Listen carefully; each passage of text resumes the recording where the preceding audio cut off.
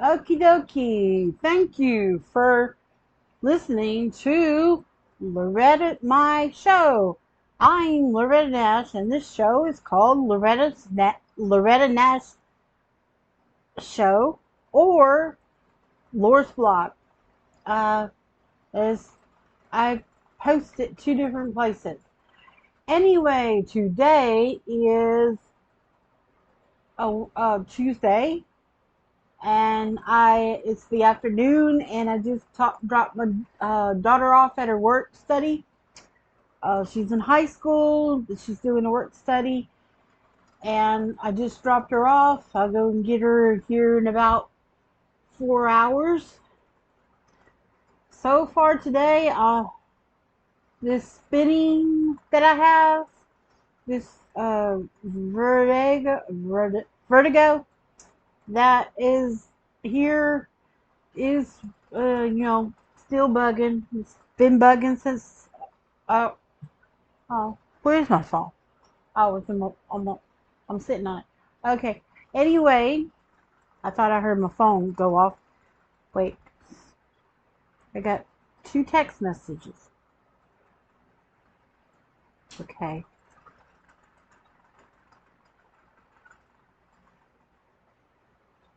Okay.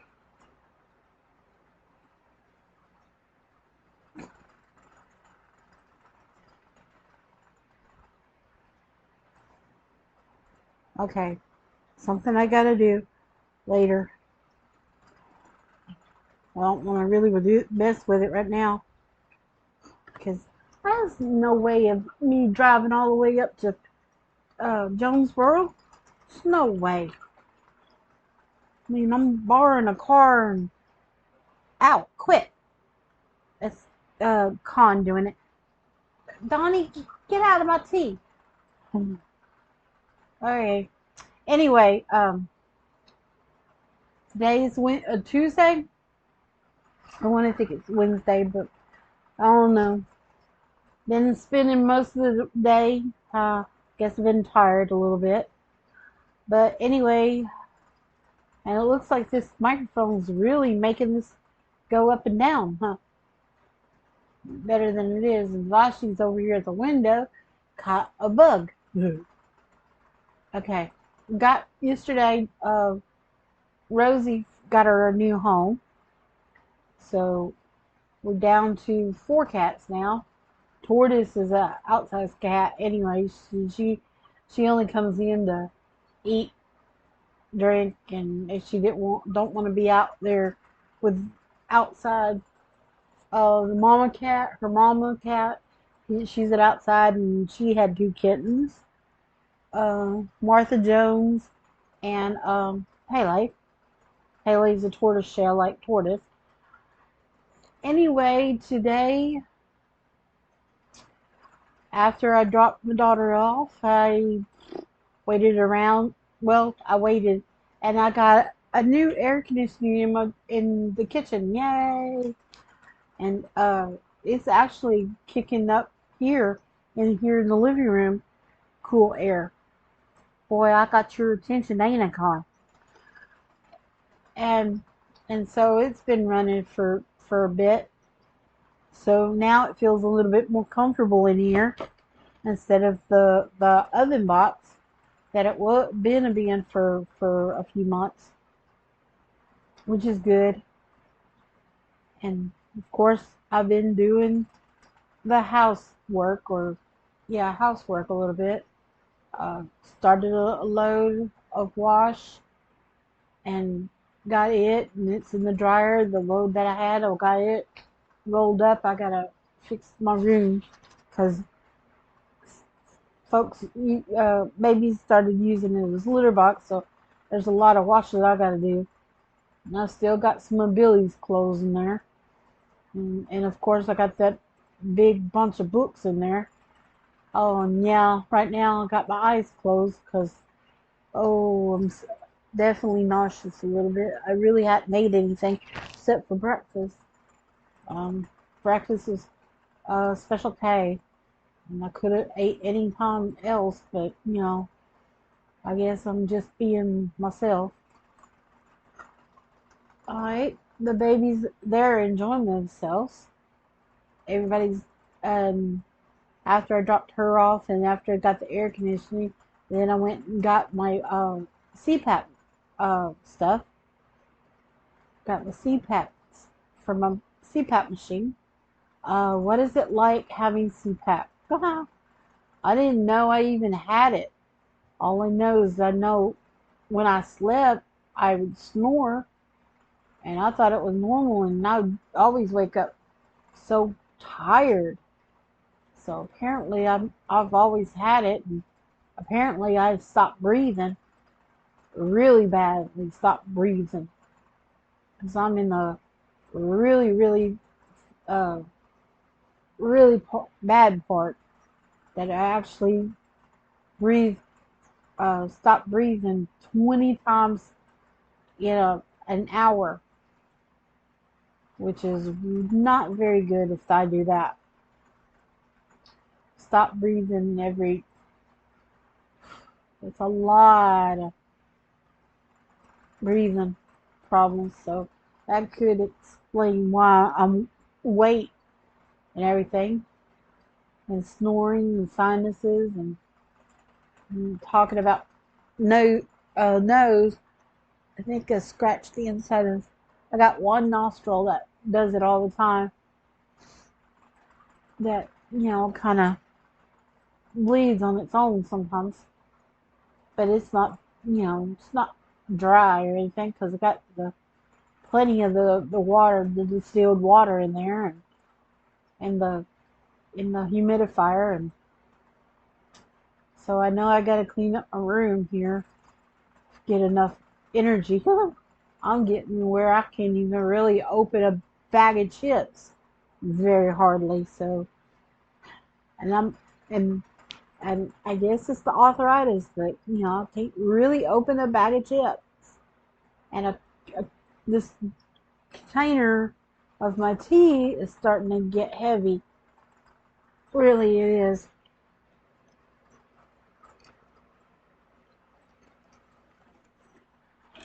It's getting heavy, but it's things have been doing that for a while now. I think things have been not doing that since October of last year.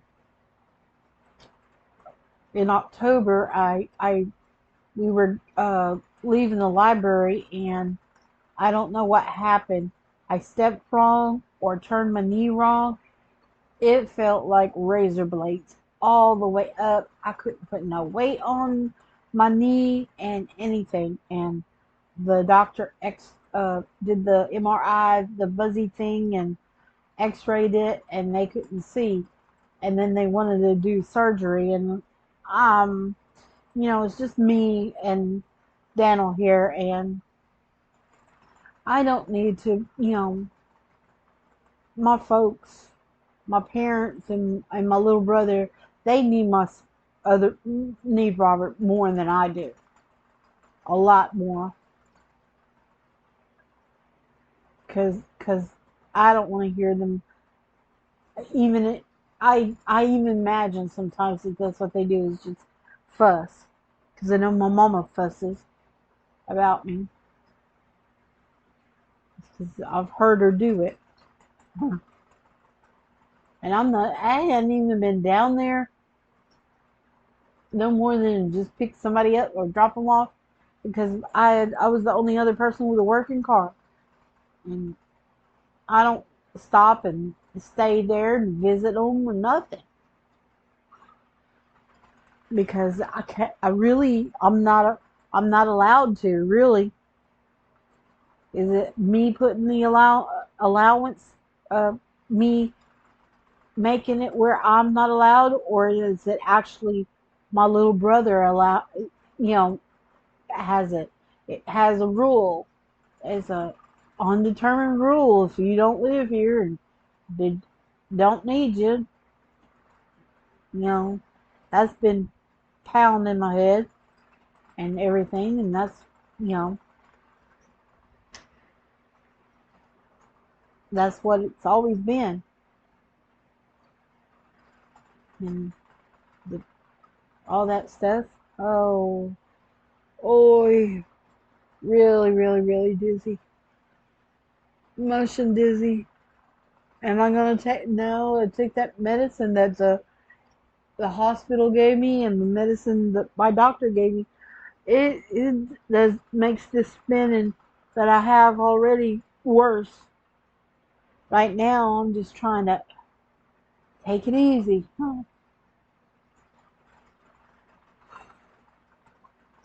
Yeah, it's just been spinning.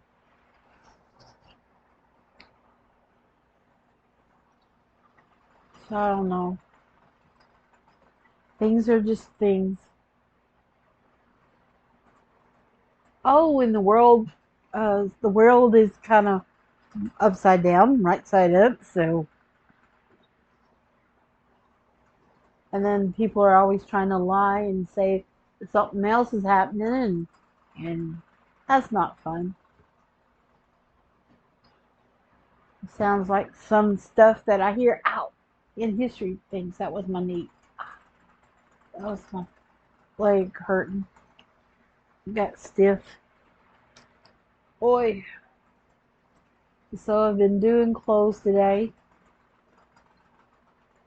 and pretty much nothing else. I was gonna read the book that I was reading. What was I reading? Carnegie.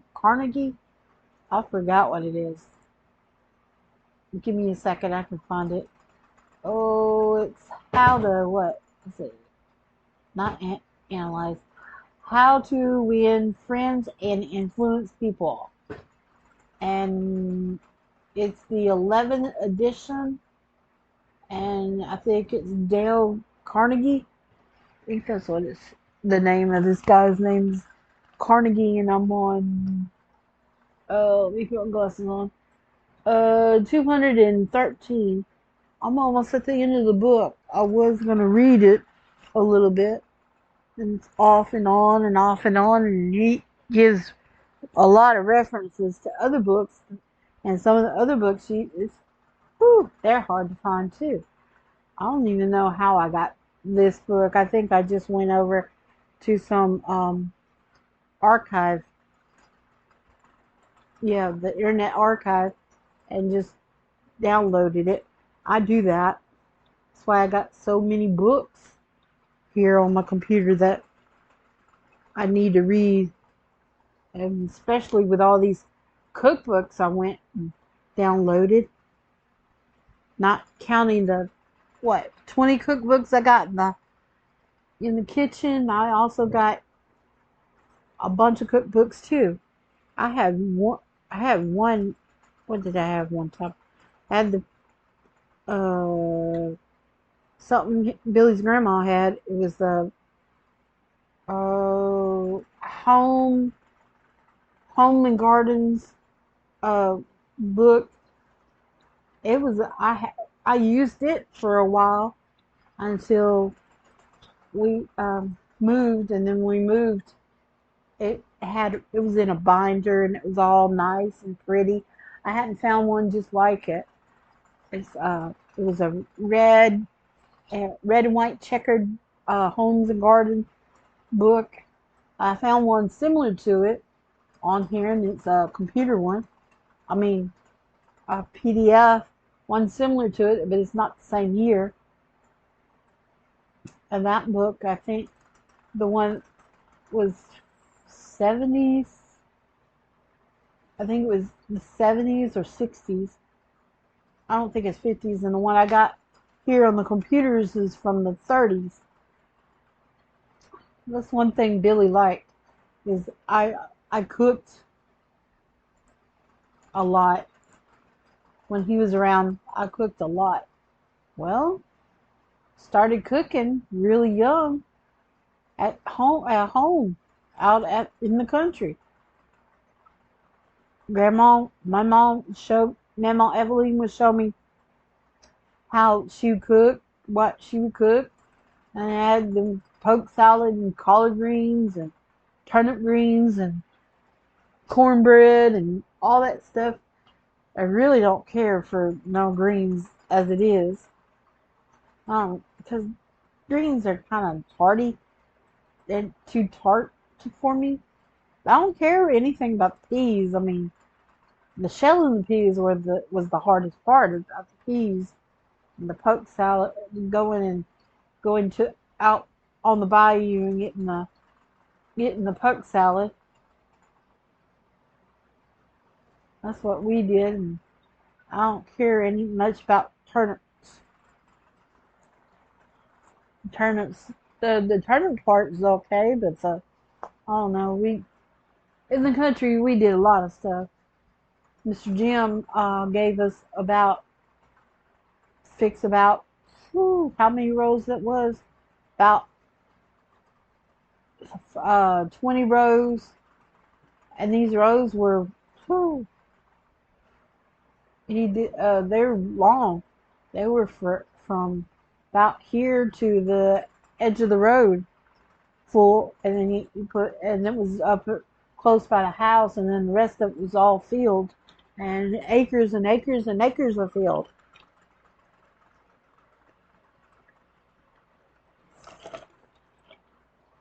And they plant wheat and corn and cotton. I mean, no, it didn't plant corn, but it was beans and peanuts and cotton and wheat. That's what mainly was grown. When they burned the wheat fields, so here in a few more months, the wheat's gonna be harvested, and then they're gonna start burning the field. They don't burn it for the beans. No, they really didn't burn it for the beans. I don't remember, but I know they burned it for the peanuts. Ooh, it smelled good when they forget to get a clunk of peanuts, and it smelled so good smelling them roasted peanuts, and then going over there, and when it cooled down and everything, we'd go and dig up them roasted peanuts out of the ground. That was so cool. But later on, when I got older and riding the bus home, uh, I would get sick. Ooh, nauseated big time. I was nauseated on riding the bus going to school. Huh. So this stuff that's happening now is kind of not normal, but it really does feel more like that. Maybe that explains it. I just always had it. It's just now that I'm older, it's wanting to kick in. That's why I'm wanting to try to have my art business to go. Oh yeah, speaking about art, oh, it is fun, especially being here in this area where everybody else can paint too. I can probably go down the street and get somebody else to do it. And then whenever I was subbing, I would sit and, didn't have anything else to do. And some of the little kids would teach me how to, show me how to do that. Teach me how to do that. I'm like, you're already doing the same stuff in the art classes and stuff. That basically you just experimenting and learning for yourself. That's all you really are. It's the hard part of getting people that really, that's what it was when I was doing the photography. It's just, it's a story. You're telling a story. And I guess people didn't like it because it was too fast, and especially around Christmas when everybody wanted to go and have Christmas pictures taken. So I would try to get them out. Anybody, I'd try to get them out. Babies, groups, whatever. I'd get them out in about 30 minutes. And that includes all 7 of the portraits. And them sitting there saying, nope, nope, nope, nope. And what's really, really weird is during the photography, we actually had 2 cameras. Or we switched. The camera I was trained on was 35 millimeter film camera, big hunky uh, DSL, and then it had a little digital camera that was on it, and it was of low resolution digital camera, and I had to, and it was as synced. Those two cameras were as synced as they possibly can. I could not reverse the film to go back to the previous one, and I would have to say, "Are you sure you want to get rid of it?" And then whenever the parents say, "Yeah, go ahead," then I'd click it and do it again. And sometimes I'd get the same, sometimes I would get different and everything. So that was interesting. And then whenever we moved straight to the digital DSL, um, the little, what was that? It was a Rebel. Yeah, the Canon Rebel. When we moved over to those digital DSLs, uh, the picture that was on the monitor was the same picture that we were going to do to send it to the processing plant. That was interesting. The film, I had to send it off and it had to go to North Carolina. Yeah, I had to go to Raleigh, North Carolina, until that company got bought up, and then it started going up to St. Louis to get printed in St. Louis. That job was interesting. And, oh, it was fun doing that. Really, it was. Did it for 8 years, and I went to 10, 15 different studios in those 8 years. And all I was, because I was a warm body. Yeah, first, what, 2 or 3 months there, I was like the only. No, it was about, yeah. It was until she got off maternity leave. Uh, so I was basically it. And I was scared the first week. I didn't get to do the undo the film and put it in the container. Then the next week I had to do it and practice. They gave us a dummy roll and in this thing, and we had to dummy roll, put the practice in the dark in the dummy, and that was fun, interesting, and I got really good at doing that. And I had to do it from two different kind of cameras. Yeah, the program that I had here in West Memphis was was a Apple based uh, system. So the camera was a little, not really different, but it was a little different. And then when I went to Memphis, yeah, yeah, to some of the places in Memphis, they had a different kind of camera. It looked like a it looked like a big barrel, a gun, pretty much. It did different. It looked like a gun. The one we had over here up here at the West Memphis one didn't look like a gun, and then on top of that they had two different systems, um, but the same editing, same POS uh, point of sale. So I could do the point of sale easy. Sometimes I'm slow about doing it, but the operating systems were different. The one here was, like I said, Apple based, and then the ones in Memphis were PC based until they made them all PC based with the digital camera. And I was the only one that even knew how to go in there. When I knew how to go in there and get off the hard drive, the images off the hard drive when they started closing down the store.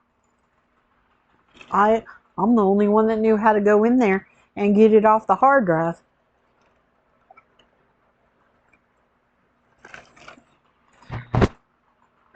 I mean, because I was teaching myself how to, and my computers, I would go in there, and if I misplaced something, and I would know it's on the hard drive, so I could go do that.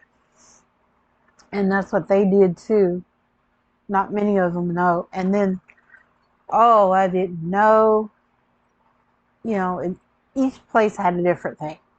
To make sure that everybody had the right sales or doing the right thing, they told us that you only could have the first portrait that was taken, or the first picture that was taken, that was agreed on, would automatically become the little $5, $10. I think the most expensive it ever got was $15 for just one pose. 50, but with that one pose package, you get a 11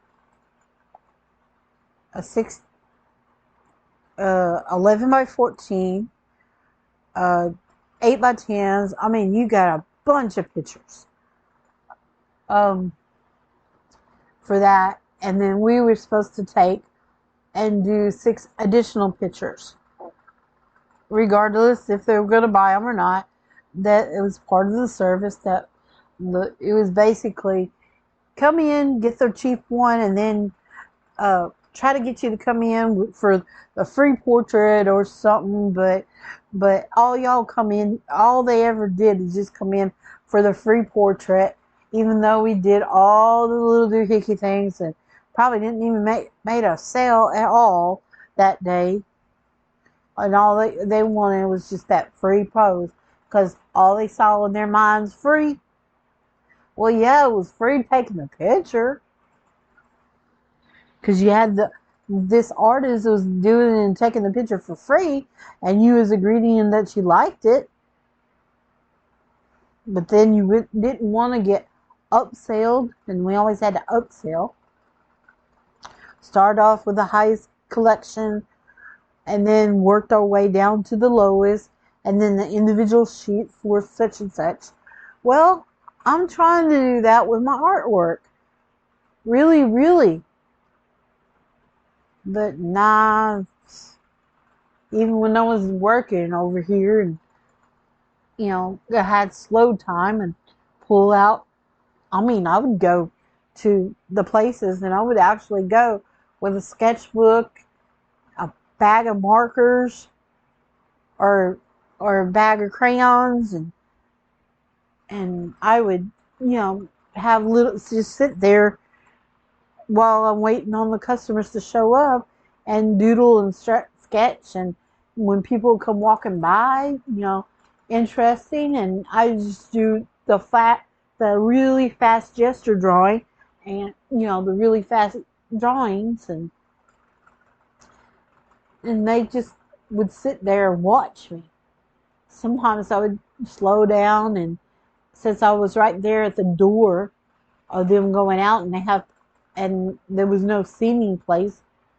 Now they have a bench, but they didn't have a bench there. They just had a bunch of chairs, and so people would get our chairs and would go and sit there, and they would sit there hours and hours and hours. And lucky enough that little place had like a little booth that I could actually sit, and I would sketch. And I still got them in here this backpack that Billy left, and I put all my artwork in it. I mean, I got stuff going all the way back to before my baby was born, and that's 20-something years. I know that. I think some of the pieces I even got, for sure I got one piece, is that the one I call Mona Lisa. There's only 2 prints of it in existence. 2 original prints in existence. I have the first pool, I think, and my teacher had the other pool, and he wanted to have the pool of that print because he was gonna use it for to show the ones who were gonna be school teachers how to do the black and white print. Was gonna show them how to do it. I don't even know well, it was made out of cardboard. The print block was made out of cardboard. I think what I did is got a cereal box, or he had some cardboard, and I just cut it out and glue it, and then we did the pools on it, and that was it. I had one person I knew, Miss Ross, had this picture of who was it? Andy Warhol. What this acquaintance of mine, it was a grid work of Andy Warhol, and every little box was a different kind of box, but it made but when you looked at it, it was the portrait of Andy Warhol. So he actually did that in high school. So Miss Ross had a print of it. Well, I go to college, and my art teacher had a print of it, and I looked at it, and I go, I know that, and everything, and yeah, it was because I didn't know that his dad was what was he? The psychological assistant? Or he was one of the professors up there. Huh, that was kind of cool. Just, it was kind of ironic. Really, really was. Oh yeah, talking about college. I really didn't know. All going through family stuff, and going through your ancestry and looking into that and all that. I mean, it's fun. But go to a school that was founded by a general, a Confederate general, it was interesting. And the buildings were still original to the 1880s, around 1880s at least. Yeah, because the dorm I was in was 1880s, and then it had a building behind it that used to be the cafeteria, and they knocked it down.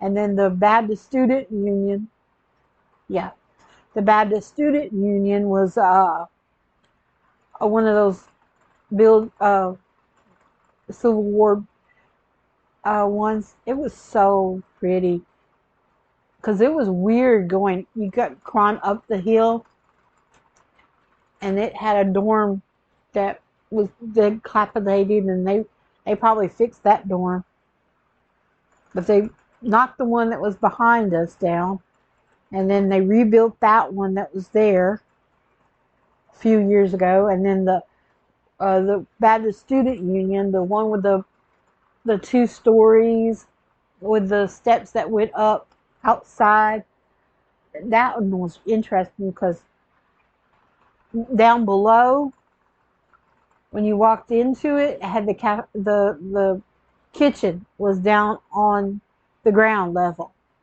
and of course it had a basement, and you go up, and that's where I did the puppets in that Baptist Union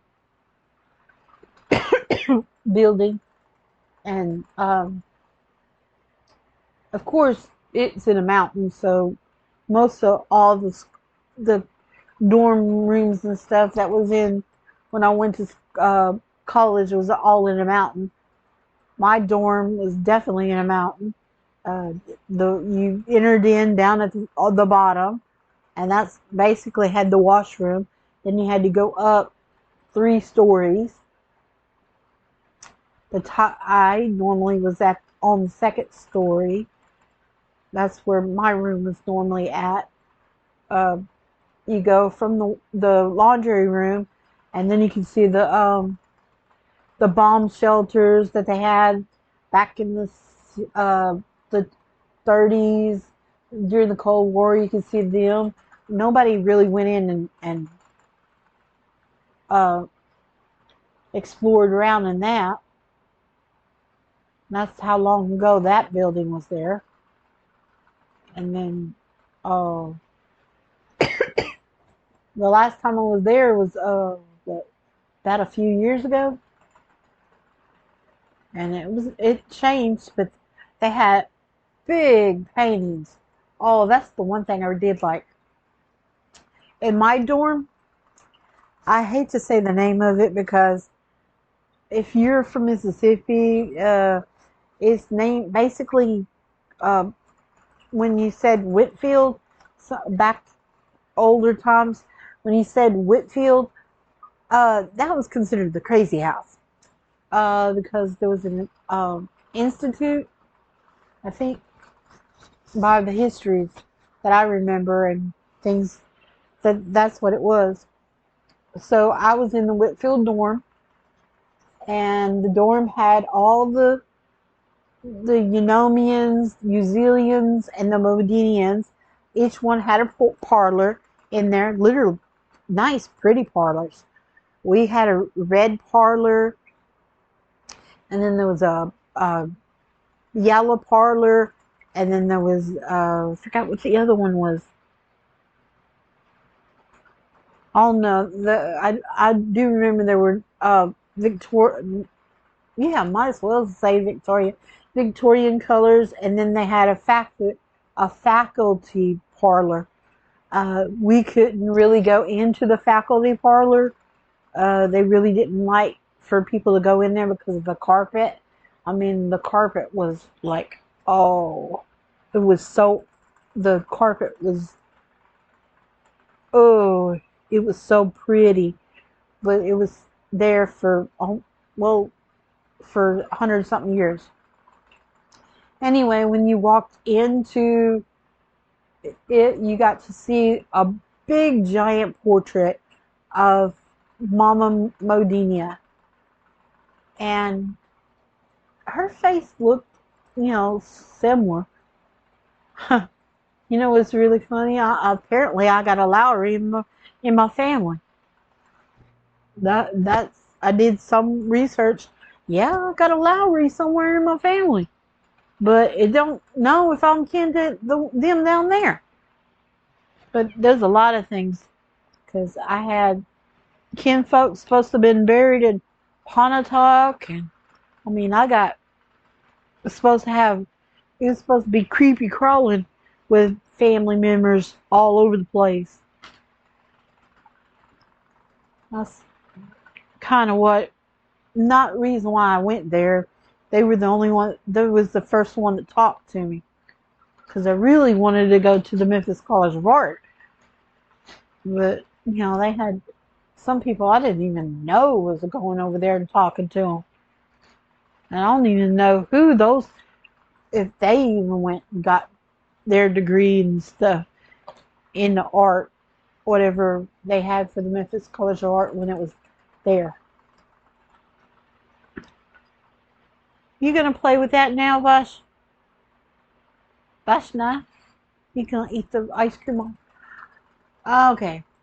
Well, anyway, yeah, you go and find out a lot of stuff, especially when you do a family research. All I know is a bunch of my family's always been farmers. Farmers, farmers, farmers. On both sides. I think even when Billy's folks were farmers, too. And apparently, I'm supposed to have, like, really way up there farmers. I think one of my, I don't know if they're calling my Grandpa Junior or what, but my Grandpa Hubbard, do they call him Junior or not? But he apparently he had the Mason symbol on his grave or his brother's grave or something. Basha, Basha, Bashi. She wants to play with this popsicle stick. Are you getting cold? Okay, here you go. Yeah, try not to keep it freezy in here. I know it's cooler than what it's been. Boy, which is a good thing. Now the tips of y'all's ears feel a little cold.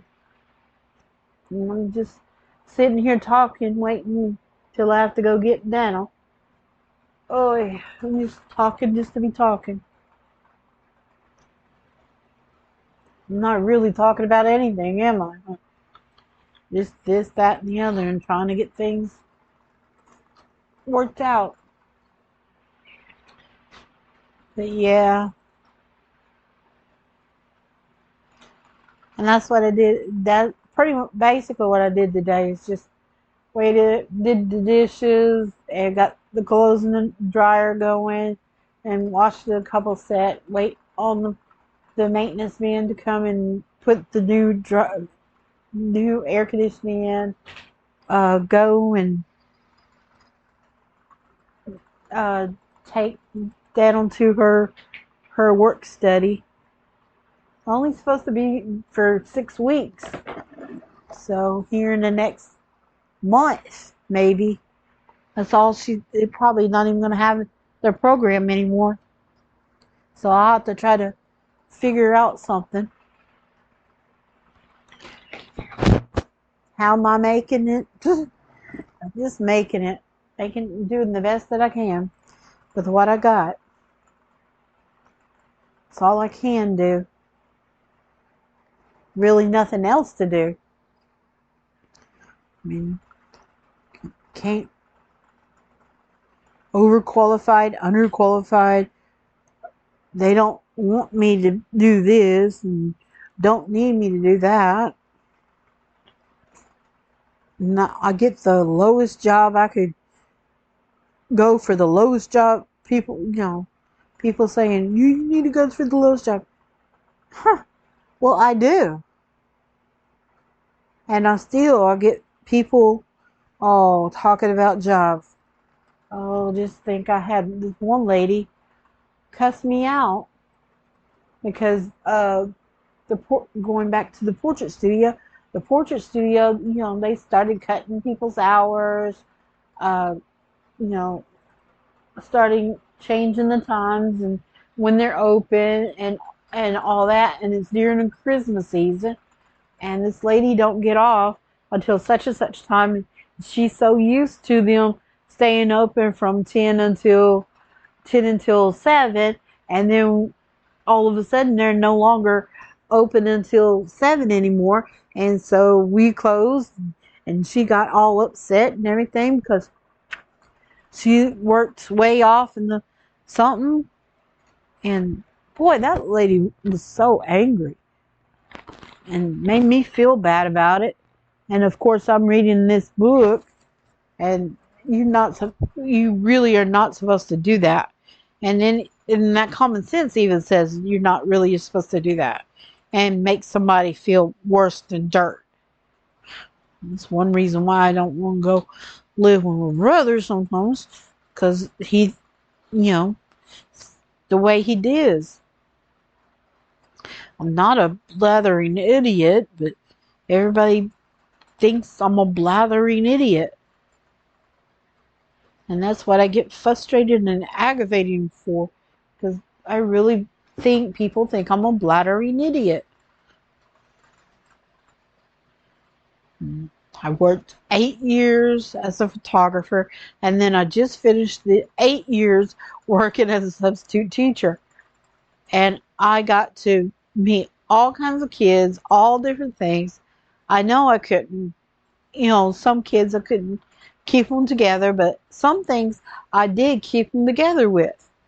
Like, I liked doing the art class. Yeah, art classes was, basically my jam.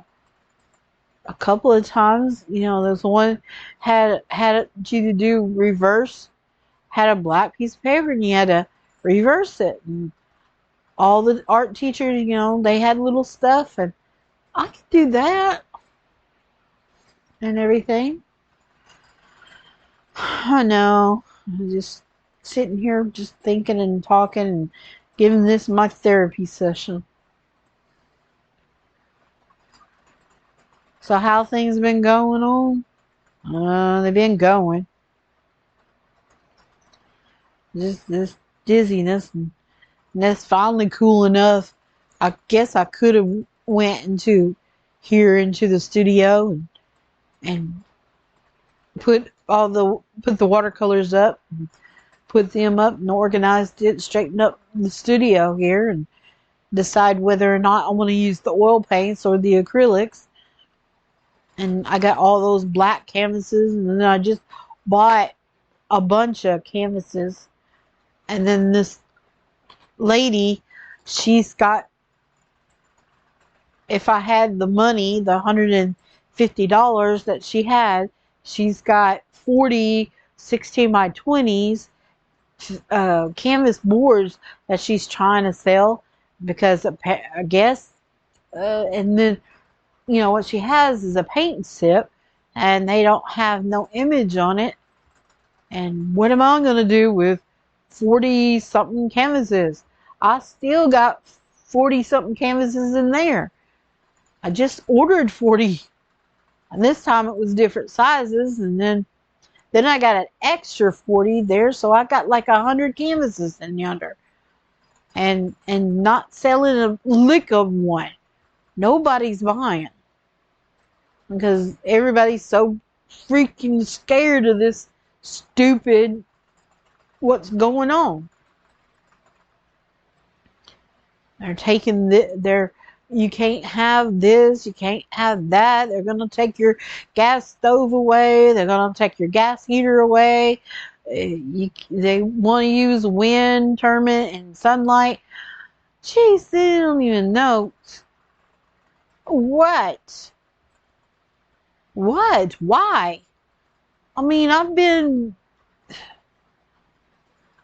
yeah, you can go hot, like it's hot here, 110. Yeah, you can go outside and probably fry chicken and fry sausage and eggs outside. Yeah, on a hot day. Hello, yeah, and also makes all the people that's got sick. They even have it on the radio. When I listen to the radio, the weather radio, it says heat stroke is a medical emergency. And then our heat is moisture heat. It's not a dry heat.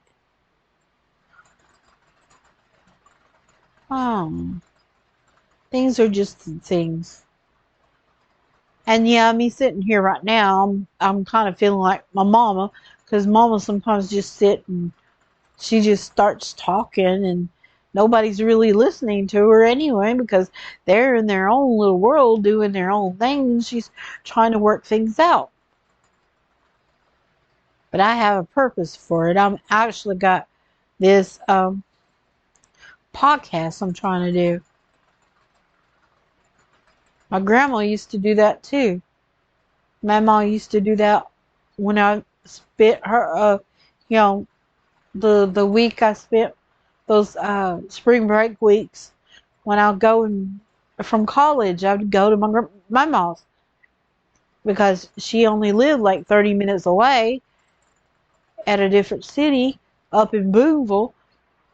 So from Blue Mountain to Boonville is like 30 minutes. I really didn't have a car, and my mom didn't have a car either, so somebody take me somewhere and drop me off. And my mom, she didn't live in the house. She was living in a elderly place. She was what, 60s? I think she was in her 60s. She didn't get really bad until later on, and later on after I graduated college, and she got pretty bad. She couldn't live by herself. And I think I spent all 4 spring breaks there. Christmas, of course, come down Christmas and summer and come back out here to Proctor. I had only one person that would even come Arkansas, and she was going up to up further up north than here, and she didn't like it. Sometimes she really acted like I bit her nose out of joint all the time, it seemed like. I guess it was just her personality or what. Hold on for a second. I gotta stop somebody. Okay. Thank you for waiting. I just had to do it because somebody decided they wanted to do something I really didn't want to mess up. Okay, anyway, yeah. Seemed like there was the only other Arkansas person seemed like she had her nose out of joint. The other one, out of joint. She didn't like me very much. I really wasn't very likable even in college, as far as I know. Didn't feel like it either.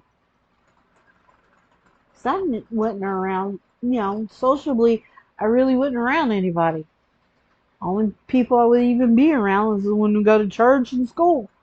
And then at school, hardly anybody at school even liked me. I had certain people that I would mess around with, but then apparently those people were the ones that had bad reputations and stuff like that. Because I don't know. I just, befriended somebody. Oh yeah, talking about that. I wrote this story and I published it twice. Um, I published the original, which it probably got lost in time, but I got the idea of there was this girl that really, really hated me. You could see it in her eyes. Every time she would look at me, she wanted to, you could actually literally see, me having the imagination I have, you could actually see laser beams come out of her eyes. Literally. Every time I would have one class with her, and it was study hall, and she always had laser beams at me, and it looked like every time that she would look at me, she would was I don't know if she was in it or not, but it seemed like she was like casting a spell on me. If you ever seen movies or TV shows of people that would look at you a certain way and would be like casting a spell. So that's what I, thought in my mind. Well, we were supposed to have something ready for English class. And so this is how the story got started. She was looking at me with darts in her eyes. Really, literally, and I could feel the emotion off of her of that. And so big light bulb popped over my head and I wrote a story. And I guess I was think because now from the retrospect, I even thought of it that it was kind of more like because we would read all the time at home because there was really nothing on TV much, and so we would read a lot. So I was thinking of the Edgar Allan Poe story. I guess that's how it started. So the one about the rooms, the ones about the rooms, and so I wrote the story. And, just sat there and just started writing a story. And then, of course, I got so engrossed in it. And you got to think back then, our class, our classes were like an hour. So by the time I got through with it, it was ready to go to the next class. We were supposed to have it done for the next day, I think.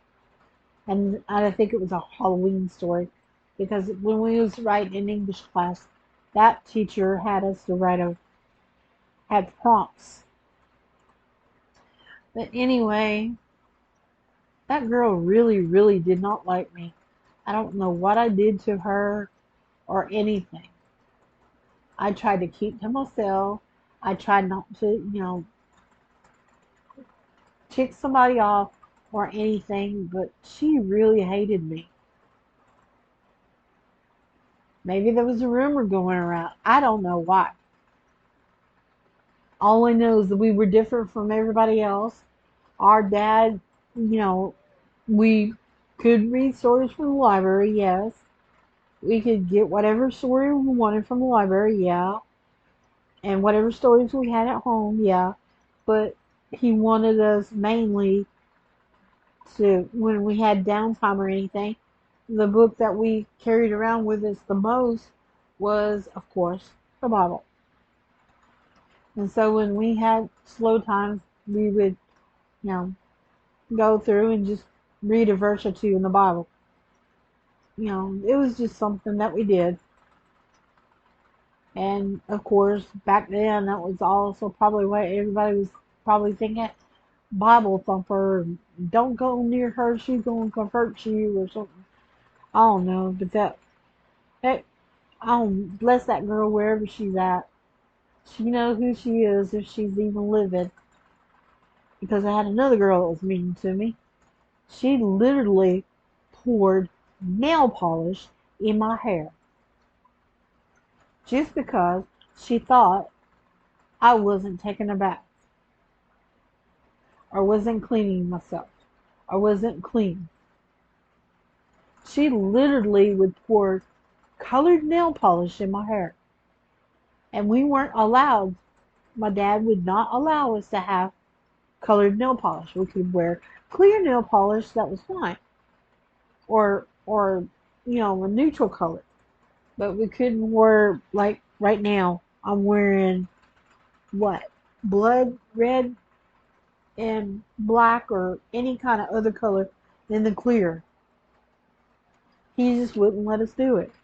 Oh, now I'm old enough I can do whatever within talking about.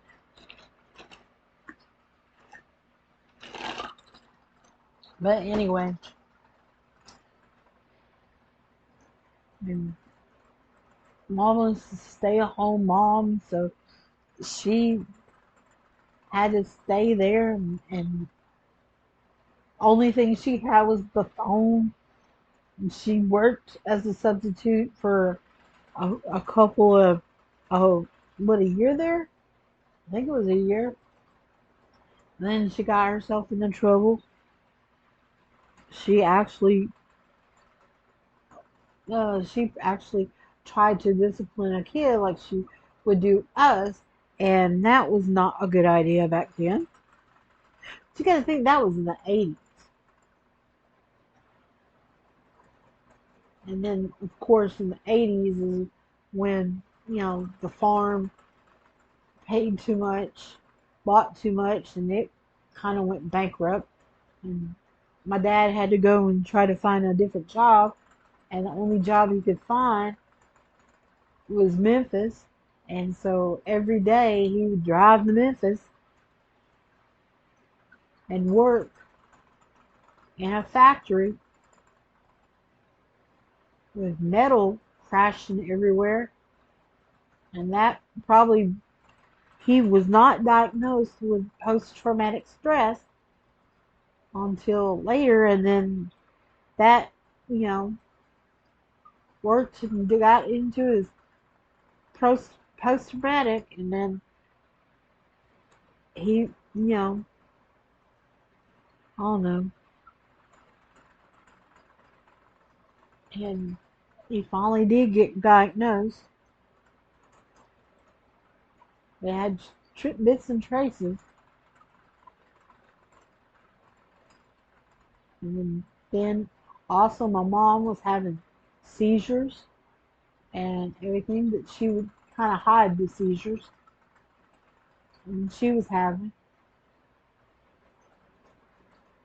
and probably my sister probably was having seizures, and then of course, in the as soon as my brother turned 15, he got finally declared diagnosed that he had type 1 juvenile diabetes. And that explained why he would eat a lot of sugar and love Dr. Pepper, because the Dr. Pepper brought his sugar up.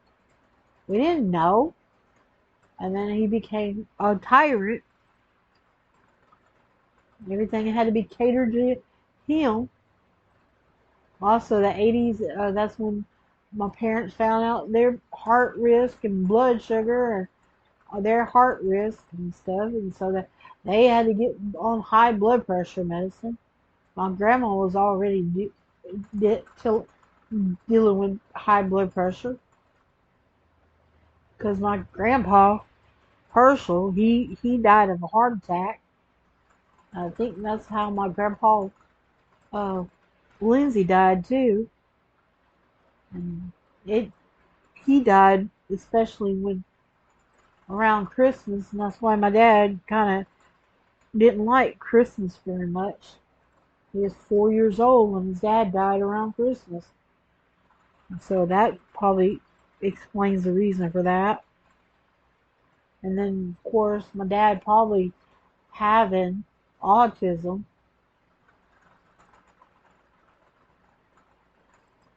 being the baby and all. And my grandma had, my grandma Geneva had him when she was 30 something. Let's see, almost 40. Yeah, yeah, she was almost 40 when she had my dad.